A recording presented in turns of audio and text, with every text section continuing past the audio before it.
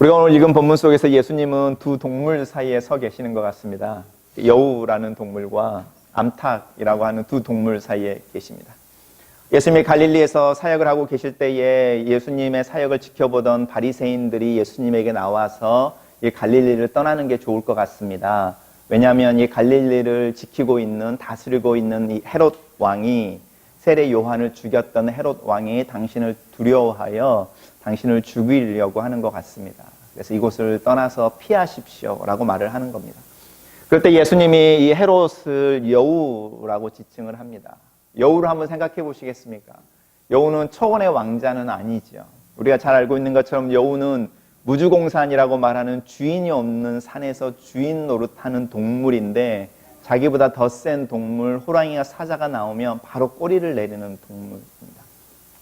우리가 알고 있는 헤롯은 헤롯 안티파스라는 사람인데, 예수님이 태어나셨을 때에 그 궁전에 있던 헤롯이 이 오늘 본문에 나오는 헤롯의 아버지입니다.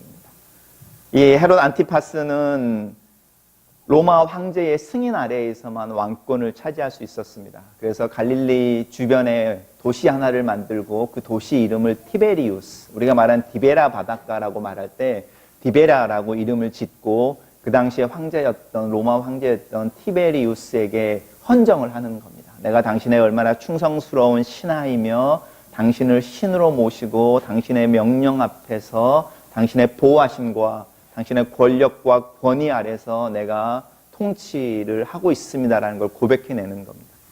반대로 그러면 이 사람이 이 헤롯 안티파스가 자신이 지배하고 있는 갈릴리의 사람들에게는 어떻게 했을 것 같습니까? 백성은 하늘이고 백성의 뜻은 하늘의 뜻이니 이렇게 했을 것 같습니까? 자기의 권력이 백성에게 있지 않고 자기가 도시를 지어서 바친 로마의 황제에 있음을 아는 이 헤롯은 자기가 지배하는 민족에게 또 백성들에게는 굉장히 잔인했을 것을 예상해 볼 수 있습니다. 위로 강한 자에게 약하고 약한 자들에게 강한 모습이 바로 이 여우의 모습입니다. 그래서 우리도 여시 같다 이런 말 쓰는데, 여시 같다고 말할 때 그 말의 의미가 무엇인지 잘 생각해 보시면 여우의 모습하고 비슷합니다. 내가 왜 강한 자에게 굴복하고 고개를 숙입니까? 왜 내가 약한 자에게 권위를 세우고 나를 건들지 못하게 힘과 위엄을 드러냅니까? 동기는 똑같은 거죠. 나를 보호하기 위한 겁니다. 내가 티베리우스라고 말하는 도시를 지어서 로마 황제에게 헌정하는 이유는 내 지위가 보존되기 위해서이며, 내가 다스리는 백성들에게 잔인하고 잔혹하고 자기를 비난하는 사람이면 세례 요한이나 아무리 유명한 종교적인 지도자라 상관없이 목을 베어버리는 이유는 자기 지위를 보호하기 위함입니다. 여시 같다고 말을 할 때에 그것은 애교스럽다는 뜻이 아니고 자기 자신 안에 무엇이 필요한지를 알아서 그것을 얻어내기 위해서 내 위에 있는 사람에게는 아양을 떨 줄 알고 내 밑에 있는 사람에게는 잔혹하고 권위를 세울 줄 안다는 뜻입니다. 우리는 어떻습니까? 우리는 헤롯 안티파스와 같은 사람들이 아니라고 생각하십니까? 제가 만약에 초대를 받았다고 생각해 보십시오. 저보다 훨씬 잘 사는 어떤 부자, 동네의 유지, 대사님이 초대해서 대사관제에서 식사를 했다고 생각해 보십시오. 그 식탁에 나오는 아름다운 접시와 음식들을 먹으면서 기분 좋고요. 돌아갈 때 참 잘 먹었어. 그 접시 참 예쁘더라. 이러고 돌아갈 겁니다. 근데 제가 저보다 더 가난하고 힘이 없다고 생각하는 어떤 교우집에 초대를 받았다고 생각해 보십시오. 그리고 애써서 그 교우가 이렇게 음식을 만들어냈고 제가 왔다는 이유로 집에 이 빠진 접시들을 다 치우고 그래도 예쁜 접시들, 아름다운 접시들의 음식을 담아놓고 저녁을 먹고 돌아가는데 제가 차 안에서 제 아내와 참 애썼더라. 보여주려고 참 수고했더라. 이런 말을 한다고 생각해 보십시오. 여우 같은 사람인 겁니다. 우리는 어떻습니까? 어떤 교우들이나 내 주변에 있는 사람들이 나에게 환대를 보여줄 때 그 환대가 나를 사랑하고 나를 향해서 관심이 표현되어지는 고마움으로 상대와 상관없이 느껴지는지, 아니면 그 환대를 보여주는 그 사람 때문에 어떤 환대는 더 커 보이고 어떤 환대는 더 작아 보이고 아무 의미가 없고 오히려 보여주는 것처럼 느껴진다면 우리는 여시 같은 마음을 가지고 있는 겁니다. 우리가 세상 생활을 하면 할수록 이 여우같이 행동하는 것에 익숙해지고 그 여우같이 행동하는 것을 철든다고 생각하고 처세에 능하다고 말하는데, 사실은 이 여우처럼 살아가는 사람들의 가장 큰 한계가 있는데, 어떤 결정을 해야 될 때에 자기 스스로 소신껏 결정할 수 없다는 겁니다. 윗사람의 눈치를 봐야 하고 아랫사람들에게 흉 잡히지 않아야 하고, 또 내가 원하는 것보다는 내 지위와 나 안위를 보호하고 유지하는 것에서 더 급급하니까 주변 사람들의 눈치를 보게 되고 소위 말하는 대세를 따라가는 것에 능해지는 사람. 그렇게 됐을 때 이 사람이 결국에 예수님의 맨 마지막에 이야기하는 하나의 표현이 있는데, 황폐해지고 그 집이 버려진다라고 말합니다. 황폐해지고 버려진다는 것은 단순히 심판을 받는다는 뜻이 아닙니다. 왜 죽음이 슬픈지 한번 생각해 보십시오. 죽음이 슬픈 이유는요, 나와 상관없이 내 자녀들과 내 재산과 내가 가지고 있었던 이 세상의 모든 것이 내 의지와 상관없이 나에게서 분리되어져서 내가 만질 수 없는 것으로, 내가 어찌할 수 없는 것으로 버려진다는 겁니다. 남겨져 버린다는 겁니다. 나는 이 길로 가고 있는데 내 등 뒤에 내 모든 것이 남겨져 버린다라는 겁니다. 그게 죽음의 가장 큰 공포 중에 하나인 거죠. 그래서 사랑이 있는 사람들은 자기 자신 대신에 남겨질 가족을 걱정하는 거고, 재산에 욕심이 있는 사람들은 자기가 죽었을 때 갖고 가지 못하고 자기가 남겨놓고 가야 되는 그 재산에 애증을 갖게 되는 겁니다. 그러니까 여우처럼 사는 사람들, 자기에게 집중해서 자기를 보존하고 자기 지위를 갖기 위해서, 자기의 유익을 위해서 위로는 약하게 아래로는 강하게 사는 사람들은 항상 주변을 살피고 눈치를 보고 대세를 따라가는 중에 소신이라는 걸 잊어버리는 겁니다. 정말 중요한 게 무엇인지, 내가 목숨을 걸더라도 넘어가야 되지 않는 선이 있다는 것, 내가 이렇게 다른 사람들이 내 입을 막더라도 소리쳐야 되는 어떤 소리가 있다는 것, 흔들어야 될 깃발이 분명하게 있다고 하는 것을 잊어버리는 겁니다. 예수님이 뭐라고 말씀하시냐면, 여우에게 가서 말해라. 나는 너와 상관없이 내가 가야 할 길을 간다. 하나님께서 나에게 하라고 하신 이야기를 어제도 했고 오늘도 했고 내일도 할 것이다.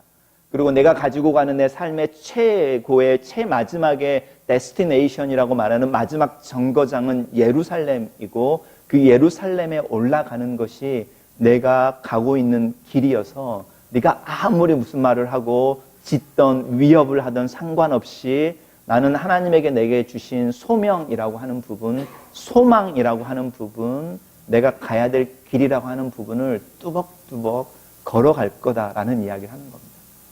그러면 우리가 기도해야 될 첫 번째 기도 제목은, 하나님, 내가 걸어가야 될 그 길에 대해서 알려주십시오. 내 손에 들려져서 분명하게 내가 목숨을 걸고 흔들 수 있는 깃발에 대해서 말씀하십시오. 내가 목청껏 소리 지르고 그 소리를 지르다가 소리가 나오지 않으면 온 몸짓으로라도 소리를 지를 그 소리가 내 입술에 있어야 되는데 그것이 무엇인지 가르쳐 주십시오. 라는 기도를 하는 겁니다. 예수님께서 어제, 오늘, 내일, 그리고 나는 내 갈 길을 간다고 말하는 내가 걸어가야 될 그 길이 무엇인지 말씀해 주십시오라는 기도를 하셔야 되는 겁니다. 제가 지난주도 말했지만 저희가 저희 자녀들과 씨름하고 그들의 미래를 위해서 고민할 때 우리가 그들과 함께 고민해야 되는 가장 큰 문제는 무엇이 될래, 어떤 직업을 가질래가 아니라 네 인생을 통해 어떤 노래를 부를 거니, 네 인생에는 어떤 게 네 삶의 우리가 말하는 이렇게 테마가 될 거야. 화두라고 말하지만 네가 잠깐 눈을 감으면 네 인생이 내가 뭘 어떻게 살고 있지라고 말할 때 문득 떠오르는, 그렇지만 항상 떠오르는, 언제나 떠오르는 동일한 단어를 네 가슴에 품고 살기를 원하는데 그 단어를 발견했느냐. 푹 찌르면 노래처럼 나올 수 있는, 비명처럼 나올 수 있는 똑같은 말 하나가 네 가슴 속에 심어져 있니? 그게 뭐니? 라는 이야기를 사실은 우리 어린 아이들, 이야기가 통하는 아이들, 특별히 대학교에 들어가서 진로 때문에 고민하는 아이들과 어쩌면 그런 이야기를 더 잘할 수 있어야 합니다. 나는 네가 네 인생에 어떻게 살면 좋겠어. 직업의 문제가 아니라 네 얼굴에 웃음이 많으면 좋겠어. 나는 네가 평안하게 살면 좋겠어. 네가 조금이라도 나눠서 다른 사람들과 나눌 줄 아는 여유로움이 네 마음속에 있으면 좋겠어. 왜냐하면 캐나다라고 하는 곳은 아직까지 내가 어떤 직업을 갖든지 그 직업을 부끄러워하지 않는 곳, 덜 부끄러워하는 곳이어서 내가 소신껏 살아갈 수 있게 해주는, 그래도 좀 더 나은 한국이라는 것과 달리 한국은 모든 사회가 우리 모든 아이들을 한 방향으로 몰아가 버리고 밀고 밀치고, 그래서 그리 가지 않으면 나고자라고 느껴지게 하는 그 상황과 다르게 네가 가고 싶은 그 길이 있다면 조금 더뎌도 갈 수 있어 라고 말할 수 있는 분위기에서 우리가 아이들을 키울 때 훨씬 더 포커스를 맞춰야 되는 부분인 겁니다. 소신껏 살아봐. 네가 정말로 좋아하는 것, 하고 싶은 것, 네 마음이 가는 것을 발견하기 위해 조금 멈춰 있어도 괜찮아 라고 말할 수 있는 여유로움이 우리 안에 있는가. 그것이 없다면 왜 우리는 그 마음을 갖지 못하는가. 부모로서 기도해 볼 필요가 있습니다. 어쩌면 우리가 위로는 또 아래로는 그리고 주변 사람들의 시선에 너무 민감해서 어쩌면 헤롯 안티파스처럼 내 지위, 나의 가정의 어떠함에 너무 민감해서 그 부분들 속에 분명한 기준이 없어져 버리진 않았는지. 예수님이 그렇게 말씀하시면서 당신이 가야 되는 길, 걸어가야 되는 길, 어제도 했고 오늘도 했고 내일 해서 기어이 완성해야 되는 것이 있다고 말씀하시는 거죠. 그게 뭐냐면 하나님이 암탉이라는 걸 보여준다는 겁니다. 저는 이 암탉이라는 표현이 참 마음에 안 들었습니다. 지금도 사실은 안 됩니다. 왜 암탉일까? 닭이나 뭐 이렇게 날개 있는 동물을 이야기하려고 하면 맹금류 이야기할 수 있잖아요. 독수리처럼 하나님이 그 날개 품고 너희들을 다가오는 뭐 여우 하나쯤이면 쪼개버릴 수 있는 날카로운 부리를 가지고 있는 어떤 거대한 동물로 보호하면 좋은데, 암탉이라는, 암탉하고 여우가 싸우면 누가 이길 것 같습니까? 여우가 이기죠, 당연히. 실제로 예수님이 예루살렘에 올라가서 하나님의 암탉이라는 걸 보여주시는 방법이 무엇입니까? 죽어버리시는 거죠. 누구에 의해서요? 여우라고 말하는 헤롯에 의해서. 그 헤롯이 아부했던 로마의 권력에 의해서. 그러니까 하나님은 왜 여우 앞에서 더 큰 동물로 우리가 알고 있는 C.S. 루이스의 나르니아 연대기에 나오는 사자 같은 모습으로 나타나지 아니하시고, 오히려 여러분 피노키오라는 이야기를 읽어보시면 피노키오를 항상 따라다니는 귀뚜라미가 나오는데 그 귀뚜라미 같은 모습으로 나타나시는 겁니다. 우리는 사자처럼 독수리처럼 거대한 동물로 나타나셔서 우리를 보호하기에 충분한 힘을 가지고 계셔서 모여! 이러면 우리도 모르게요. 꺼리낌 없이 달려가서 그 밑에 숨어버릴 수 있는 그런 거대한 동물의 이미지가 아니라 약하디 약한 암탉의 모습으로 자신들의 병아리들을 모으려고 애를 쓰시는 모습으로 나타나십니다. 거대한 사자가 아니라 작은 귀뚜라미의 소리처럼 함께 있는 모습으로 나타나실까? 왜 하나님 우리를 강력한 영광과 능력을 드러내서 나 한번 믿어봐, 나 괜찮지, 나를 믿으면 네가 원하는 것 다 얻을 수 있는 능력이 있다라고 하는 것을 화산처럼 천둥처럼 보여주지 아니하시고, 지진이 지나간 다음에, 불기둥이 없어진 다음에, 폭풍이 지나간 다음에야 그냥 마음속에서 들리는 작은 소리 하나처럼, 생각처럼 속삭이시면서 내가 너랑 함께 있어, 내가 너를 외롭게 두지 않고 너와 함께 싸울 수 있는 바알에게 절하지 않은 7,000명을 모아두고 있다라고 속삭이시는 걸까요? 하나님 우리에게 주시고 싶어 하시는 모습이 있습니다. 그리고 알기를 원하는 모습이 있습니다. 제가 말씀드린 것처럼 부모라고 말하는 비애가 어느 때 느껴지냐면 자식을 향해서 내가 무엇인가 해줄 수 있는데 그걸 하지 않아야 되는 때가 있다는 겁니다. 그리고 해서는 안 될 일이 있다는 겁니다. 그걸 분별할 때가 있습니다.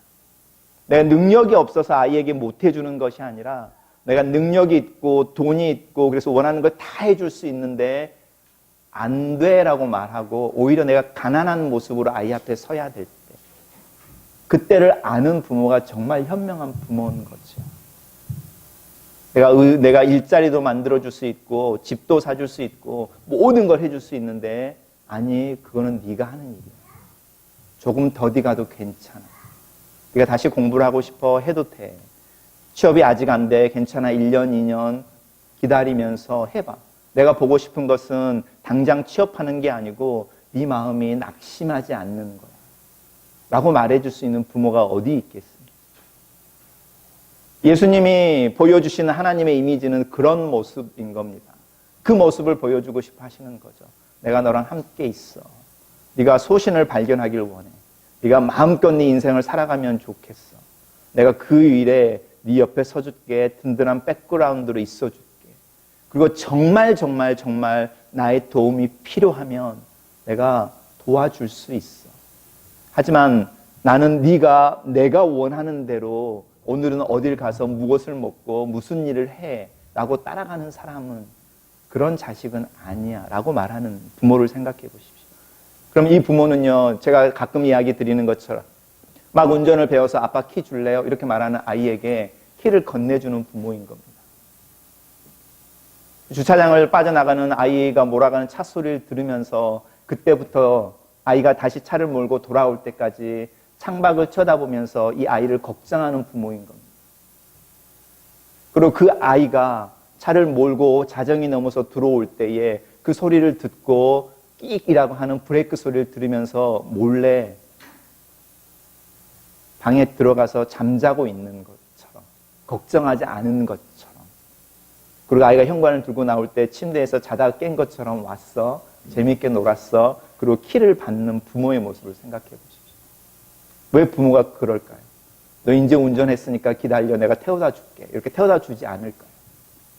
너 몇 시까지 와야 돼? 반드시 이렇게 말하지 않을까요?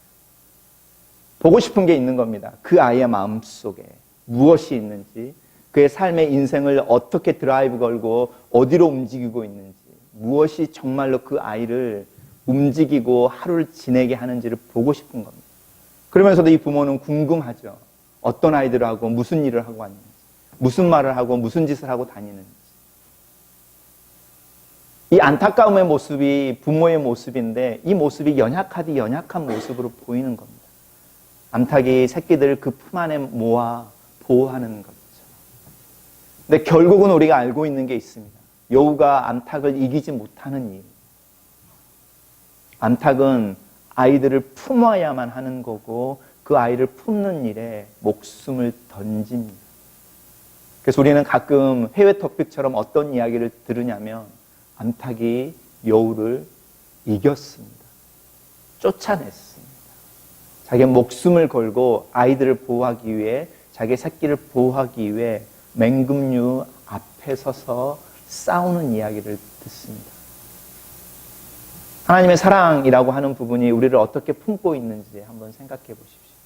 내가 생각하는 방법, 오셔서 달려들어서 뭔가를 해야 된다고 생각하시면 여러분 아직도 어린아이, 여러분이 어린아이라면 정말로 어린아이처럼 구시면 됩니다. 실제로요. 내게 무슨 문제가 생기면 금식하면서 기도하시면 되고요. 하나님 앞에서 울어버리시면 되고요. 때를 쓰시면 됩니다. 그렇게 하시라고 이야기하는 겁니다. 여러분이 정말로 나는 아무것도 할 수 없는 어린아이 같습니다라고 하나님 앞에서 여기고 있다면 그렇게 때 쓰십시오. 기도하십시오. 차라리 금식하면서 매달리십시오. 근데 어렴풋하게 어른 노릇하시면서 몸은 어른인데 마음은 어린아이. 그래서 어떻게 해야 될 줄도 모르고 있다면 그게 문제인 겁니다. 내가 어른이어서 내 아버지의 마음을 알고 그래서 내 아버지가 원하는 모습이 어떤 건지, 그 아버지의 인생의 무게는 어떤 것인지를 알아서 때로는 그 아버지와 엄마와 친구처럼 대화할 수 있고, 엄마 참 고생했지, 아빠 참 힘들었지, 내가 지금 지나오니까 아빠 언제부터 언제까지 참 힘들었을 것 같아, 그 모습 감추느라고 되게 힘들었지, 나도 아이 키워보니까 그렇더라, 이런 모습으로 가면 어른으로 하나님을 대하는 겁니다. 그럼 하나님과 그렇게 어른 대 어른으로 대할 수 있습니다. 내가 아버지 마음 알지요. 뭘 원하시는지 아시죠? 알죠. 그래서 내가 이렇게 할게요. 아니면 내가 이만큼은 할 수 있는데 아버지가 이렇게 원하시는 것 같지만 내 능력은 그만큼이 안 되네요. 이렇게 이야기할 수 있습니다. 정말 문제는 섞여버리는 겁니다.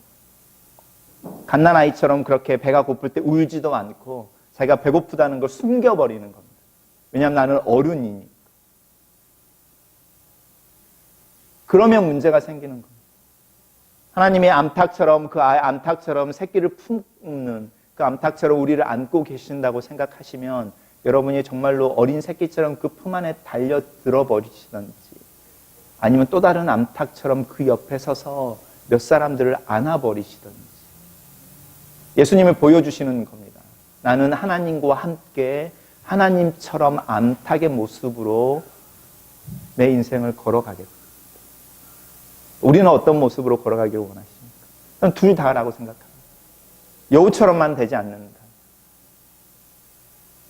여우처럼만 되지 않는다. 우리가 인생을 살아가면서 특별히 이민생활을 하면서 제가 계속 강조하는 것처럼 여러분의 마음에 민감하십시오. 여러분의 마음에 민감하십시오. 그 여러분의 마음에 민감한 가장 좋은 방법은 내가 얼마나 다른 사람들의 눈치를 살피고 있고 다른 사람들과 비교하고 있는지를 빨리빨리 깨닫는 겁니다. 내 안에 어떤 생각이 들었을 때에 특별히 부정적인 생각이 들었을 때에 그 생각이 비교해서 나오는 건지 다른 사람들의 시선 때문에 나오는 건지 다른 사람들 때문에 나오는 건지 내 안에서 내가 나를 보면서 나오는 슬픔인지를 빨리빨리 구별해내는 겁니다. 내 안에서 나오는 내가 만들어내는 슬픔은 나를 겸손하게 하고 나로 하여금 하나님 앞에서 울게 하고 하나님을 구하게 하는데 다른 사람들의 시선이나 다른 사람의 말이나 다른 사람들 모습 때문에 나오는 부정적인 생각은 나로 하여금 질투하게 하고 나로 하여금 화내게 하고 나로 하여금 비난하게 하는 일들을 그래서 나를 망가뜨리고 내가 가지고 있는 관계를 망가뜨리고 내가 살고 있는 가정과 공동체를 망가뜨리는 일입니다. 여우라고 하는 마음이 부정적으로 계속 자기를 향해서 파고 들어가게 되면 사냥할 힘이 없어질 때에 자기가 자기를 물어버리는 겁니다. 하나님은 원하시는 건 그게 아닌 거죠. 내가 너랑 함께 있어. 너는 내 품 안에 있어. 우리 오늘 찬양대에서 불러드렸던 성가대가 찬양했던 것처럼 내가 너를 알아. 내가 너를 향해서 가지고 있는 계획이 있어. 그 계획은 직업이 아니라 어떻게 왜라는 것과 관련되어 있어요. 그 길을 같이 가보자. 예수님은 말씀하셨습니다. 어제, 오늘, 내일 내게 주어진 일, 귀신을 쫓아내고 병든 자들을 고치고 하나님 나라를 선포하는 일을 하고 사흘이 되면 완성하는 그날에 우리들의 모습도 그런 모습이면 좋겠습니다. 우리가 교회로 이룰 때에 또 아이들을 데리고 와서 오타와에서 삶들을 살고 있고 살길 원할 때에 우리의 목표를 분명하게 두십시오. 그 목표는 우리가 오타와라고 하는 곳에서 부자가 되는 게 아니죠. 우리가 오타와에서 어떻게 얼마나 잘 살아볼까인데 이 잘 살아볼까는 다른 사람들이 결정하는 게 아니죠. 이 잘 살아볼까라는 것은 내 마음에 얼마나 즐거움이 있을까, 내 아이들이 얼마나 더 자기네 삶들을 긍정해낼 수 있을까, 다른 삶의 상관과 상관없이 소신껏 자기의 삶을 한 걸음 한 걸음 걸어갈 수 있을까. 그러는 중에 다른 사람들이 말하는 어떤 바운더리를 건너가 버린다고 생각해 보십시오. 그게 때로는 다른 사람들의 말 때문에 수치처럼 느껴질 수도 있지만 그 아이가 소신껏 그걸 넘어간다면 나는 그 아이와 함께 있겠습니다. 부모로서. 그리고 오히려 그때에 수많은 사람들이 내 아이를 향하여 비난의 말들을 던질 때에 암탉처럼 그 아이 안고 같이 울어버리겠습니다. 그런 마음을 갖는 겁니다. 그 마음이 누구의 마음이겠습니까? 그 예수의 마음이고 그게 오늘 이야기하는 하나님의 마음. 우리가 하나님 앞에 소신껏 예수님을 따라서 그 마음으로 뚜벅뚜벅 한 걸음 걸어가다 보면 우리가 꿈꿨던 그 집, 꿈꿨던 열매를 얻어내는 땅이라고 하는 곳에 도달하는 겁니다. 그렇다면 반대라는 거죠. 그 꿈 너희 뒤에 남겨질 거야. 오히려 황폐해져 버리고 그 집들은 너를 네가 버리는 집. 그거는 네가 외면하는 집이 아니라 가질 수 없는 집이 돼버려. 왜냐하면 너는 너무나 멀리 흘러가 버리고 밀려가 버리고. 같이 한번 기도하면 좋겠습니다. 우리 한 시간에 함께 기도하면 좋겠습니다. 우리의 마음속에 이 여우라고 말하는 내 안위, 특별히 다른 사람들과의 관계 속에서, 다른 사람들의 시선 속에서, 다른 사람들의 말 속에서 나를 드러내고 싶고 나를 보호하려고 하는 이 여우의 마음으로부터 우리가 벗어나게 해달라고 같이 한번 기도하면 좋겠습니다. 하나님, 우리가 예수 그리스도를 믿는 자들입니다. 주의 말씀에 소신을 걸게 해주십시오. 주의 말씀에 yes, no라고 분명하게 말할 수 있게 해주십시오. 주님이 그렇게 주변의 상황과 상관없이 내가 갈 길을 가야겠다고, 어제 오늘 내일 나에게 주어진 길을 가겠다고 말씀하시는 그 담대함을 저희들에게도 주시옵소서. 또 오타와에 세워진 저희 교회, 다른 사람들의 눈이 아니라 하나님을 따라가는 교회 되게 해주십시오. 우리 하나님 앞에서 분명하게 하나님의 색깔을 드러내는 교회 되게 해달라고 우리 한 시간 한번 같이 기도하겠습니다. 살아계신 하나님 아버지, 우리의 마음을 지켜주시옵소서. 우리의 마음이 하나님에게 집중되게 도와주시옵소서. 세상의 수많은 말과 세상의 모든 사람들의 시선으로부터 하나님 자유로운 자들 되게 도와주시옵소서. 우리가 제일 의식하고 제일 두려워하고 제일 민감해하는 그 소리를 듣게 하시고 그 소리를 알아차리게 하시고 그분을 보게 도와주시옵소서. 예수 그리스도처럼 우리에게 용기 주시옵소서. 담대함 허락하여 주시옵소서. 강한 믿음 더하여 주시옵소서. 그래야 우리가 어떻게 또 무엇으로 또 왜라고 하는 부분 속에 분명한 대답을 갖게 도와주시고 이렇게 소신 있는 부모로 우리의 자녀들 앞에 설 수 있게 도와주시옵소서. 그래야 우리의 자녀들 우리의 가슴에 마음껏 품을 수 있게 도와주시고 그들을 격려할 수 있게 하시고 사랑할 수 있게 하여 주시옵소서. 그러면서도 우리가 그들의 삶을 망가뜨리지 않고 오히려 그들이 그들의 삶을 살아갈 수 있도록 격려하고 그들만의 삶을 살아갈 수 있도록 내버려 두고 또 뒤로 물러갈 줄 아는 그 여유로움과 믿음 또한 허락하여 주시옵소서. 암탉의 모습으로 오시는 그 하나님의 연약한 모습 속에서 강함을 발견할 줄 아는 저희 지혜로운 자들 되게 도와주셔서 하나님 아버지, 하나님의 임재 가운데 또 하나님의 말씀 가운데 우리의 생명을 걸고 우리의 삶을 거는 믿음의 사람들로 저희들을 만드시고 성숙시켜 주시옵소서. 저희 교회 그런 교회 되게 도와주시옵소서. 수많은 사람들의 말에 흔들리는 교회가 아니라 하나님의 말씀에 민감하며 하나님을 붙잡고 나아가는 교회 되게 도와주시옵소서. 그래야 왜 우리를 오타와에서 교회를 이루게 하시는지 하나님의 뜻을 분명하게 알고 그 뜻을 주장하며 그 뜻을 이루어지는 날까지 하나님 아버지의 믿음으로 걸어가는 저희들 되도록 축복하여 주시옵소서. 붙잡아 주시옵소서.